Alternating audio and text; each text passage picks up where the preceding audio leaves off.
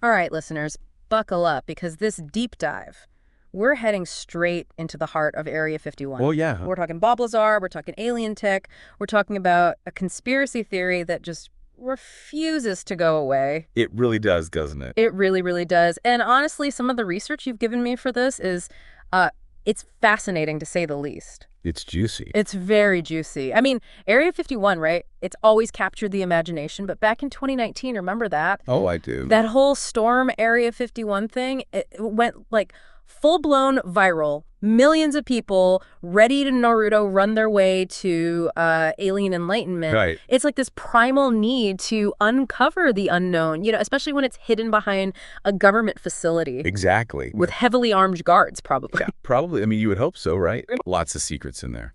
And that brings us to Bob Lazar. Of course, call LAZAR. He's become synonymous with the entire Area 51 mythology. He's a legend. I mean, He is a legend. but every legend has, a little bit of, Where does the legend end and the skepticism begin? that's it. And I think that's what we need to kind of unpack a little bit Yeah, here. because that's the thing about Lazar's story, right? It's this weird mix of the totally unbelievable, but then these little details that, well, they turned out to be true. Yes, and that's what's so compelling. Even decades later, it's those little details, it's the threads of, potential truth that really draw people in. Okay, so you're talking about the whole Janet Airlines thing, because I gotta be honest with you, when I saw that in the notes, I was like, okay, this is where he loses it. Right, right. But see, that's the thing. That's the hook. Because back in 1989, when this all started, nobody knew what Janet Airlines was. Right. He claimed they flew him to work every day in these unmarked, white planes with the red stripe, Yeah. straight to this top-secret facility called S4, which he claimed was, right near Area 51. So he's talking about alien spacecraft. Right. And a secret airline that no one's ever heard of, and what? The airline is real. Yeah. Janet Airlines is as real as it gets. It's this super-secret government operation that shuttles personnel to and from Area 51 to this day. It's still very, very hush-hush. Wow. But the fact that he knew about it way back then. Like in 89? Yeah, 1989, that's what makes you go, okay. All right, so that's point one for Lazar, I guess. Right. But he didn't just say he flew on some secret airline. Yep. He said he was flown there to work on alien spacecraft. Reverse engineering them even. Oh, this is the reverse engineering? Yes. And get this, he even provided a W-2 form as proof that he was employed at this place. Oh, come on, a W-2, like a tax form? A tax form. And here's the wild part. Historians and researchers, they've authenticated it. This W-2 form is legit. Get out of here. It lists his employer as, get this, the Department of Naval Intelligence. What? With a Nevada address. Okay. Now, we don't know exactly where this facility was. Right. But it was definitely in Nevada. And it adds, another layer to this whole LAZAR story. So we got this verified W-2, we got this secret airline that nobody knew about that turned out to be real. Oh, okay. I kind of see why people are still talking about this guy 30 years later. Right. Exactly. So what was, his job description according to him? Okay, so this is where it gets really, really, out there. Okay. He said he was part of a team reverse engineering alien spacecraft. Hold on. Yeah. Reverse engineering alien spacecraft. What? Taking apart a toaster? What are we talking about? Well, he claimed to have worked on a disc-shaped craft that he nicknamed the sports model. The sports model. The sports model.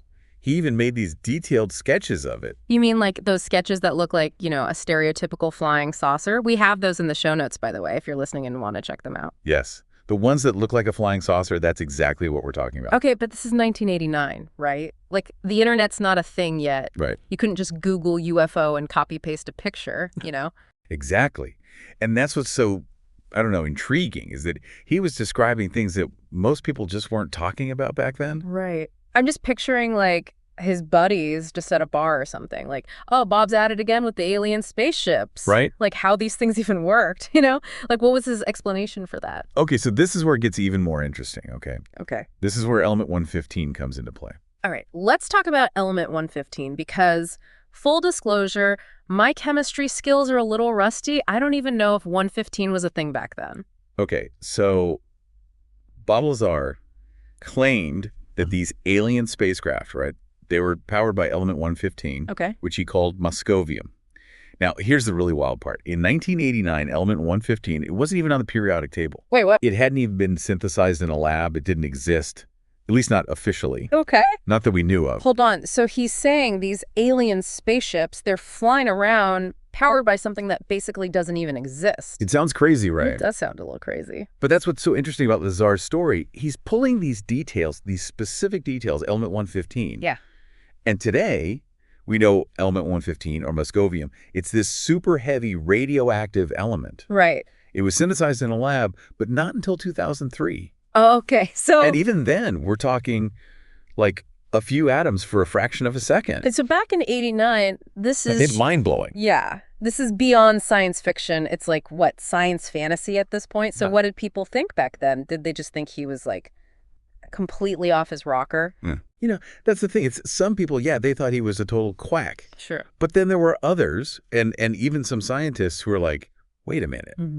This Janet Airlines thing, the W-2 form, what if he's onto something? It's like that saying, extraordinary claims require extraordinary evidence, right? Exactly. And at this point, it feels like we've got a few pieces of a puzzle, but not the whole picture. We've got some breadcrumbs. Yeah, some very interesting breadcrumbs. But we don't know what they lead to yet. So let's talk about Bob Lazar, the man, for a second. Okay. Because for someone who claims to be, a rocket scientist working on alien technology, his background, well, it's kind of hard to, nail down. Yeah. What's the deal with these supposed degrees from MIT and Caltech?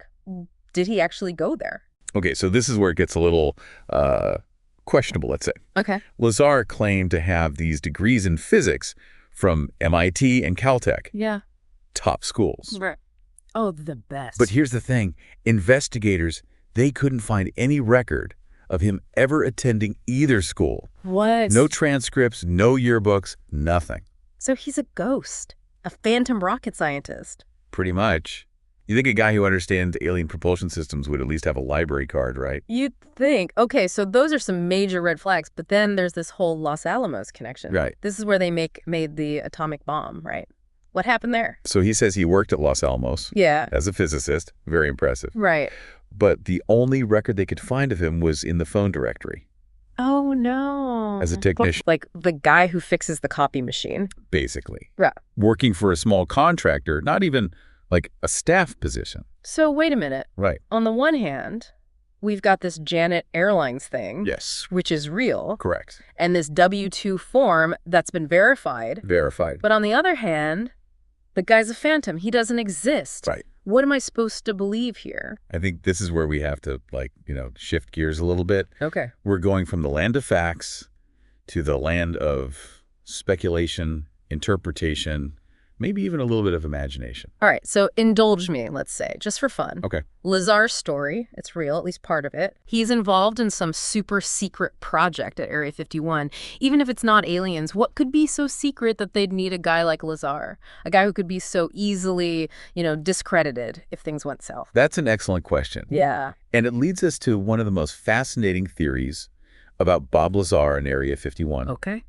The idea that his story, even if it was made up, was actually a cover story. Wait, a cover story for the cover story? Exactly. Like misdirection on a grand scale. Misdirection, so like the magician's trick, right? Yeah. But instead of like a rabbit in a hat, it's a flying saucer. An element 115. Right, powered by an element that doesn't even exist. It's brilliant.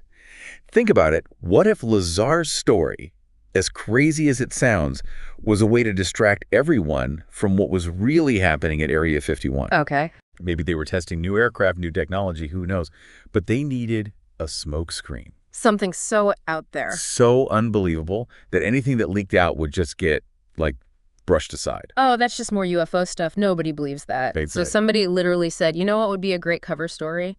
Aliens. Right. Mhm. And who's to say it didn't work? Right. I mean, some of those UFO sightings back then Yeah. could have been, top secret projects. Right, like experimental aircraft or something. Exactly. Yeah. And a good cover story always has, a grain of truth in it. That there's sure to make it stick, right? Exactly. I like that saying, hide a tree in a forest, but in this case, you're hiding a stealth bomber Right? in a bunch of UFO reports. Exactly. And don't forget, this is 1989. Yeah. Cold War's ending, but there's still, a lot of tension. Right. Plenty of reasons to keep things hush-hush. Okay, so let me get this straight. We got this guy, Bob Lazar. Yeah. Maybe he went to MIT, maybe he didn't. Who knows? Right. He's got this crazy story about alien spaceships, and Element 115. Element 115. Oh, and Janet Airlines, which turned out to be real. Totally real. And now you're telling me this could all be, like, a giant cover-up for something even bigger.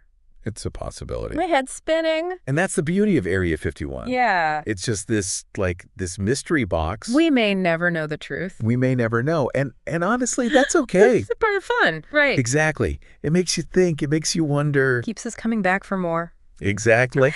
Well, you've given me a lot to think about today, I gotta be honest. Proud to do it. Bob Lazar, you've got my attention again. He always does. He really, really does. For everyone listening, thanks for coming along on this journey. Yeah, thanks, everyone. Be sure to check out the show notes. We've got all the links, those declassified documents, Oh, yeah, they're juicy. the sketches, Janet Airlines pictures. It's all there. All the good stuff. Until next time, keep those tinfoil hats handy, and we'll see you on the next deep dive.